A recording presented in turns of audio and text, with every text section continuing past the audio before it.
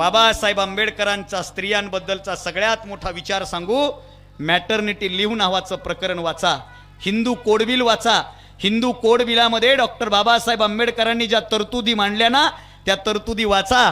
Doctor Babasaheb Ambedkar स्त्रियांचा सन्मान करताना असं म्हणतात, एखादी स्त्री जर गर्भवती असेल ना, तर गर्भामधल्या तिच्या यातना सगळ्यात जास्त असतात. तिला सगळ्यात जास्त आरामाची गरज ही ती गर्भवती असताना असते. म्हणून आज शासकीय निमशासकीय सेवेमध्ये काम करणाऱ्या स्त्रियांना जी मॅटर्निटी लिव्ह भेटते ना, ती फक्त डॉक्टर बाबासाहेब आंबेडकर नावाच्या भावामुळे भेटते.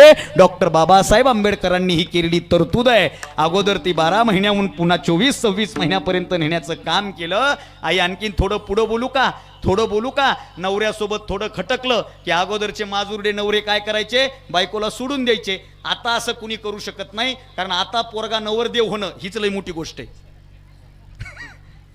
बरोबर आहे का नाही? आता पोरगा नवरदेव होणं हीच लई मोठी गोष्ट आहे. नवऱ्यासोबत जर बायकोचं भांडण झालं, तो माजलेला नवरा बायकोला माहेरात पाठवून द्यायचा, तिला नांदवत नव्हता. आणि बाबासाहेबांनी तेव्हा तरतूद केली की पतीची जी काही प्रॉपर्टी असेल ना, त्याच्यामधली पोटगी प्रत्येक स्त्रीला भेटणार. हे बाबासाहेबांचे उपकार नाही तर दुसरं काय सांगा मला.